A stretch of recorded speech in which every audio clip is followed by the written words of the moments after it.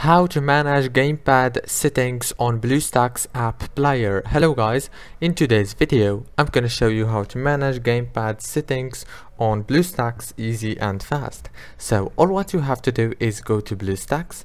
This is the home page. As you can see, go down to settings, click here, you will find gamepad. Now you can manage the settings from here. You can choose on, off, or you can turn on or turn off gamepad detection. And after you finish, click on Save Changes. If this video was helpful, please don't forget to like and subscribe, and thank you so much for watching until the end. See you in the next video.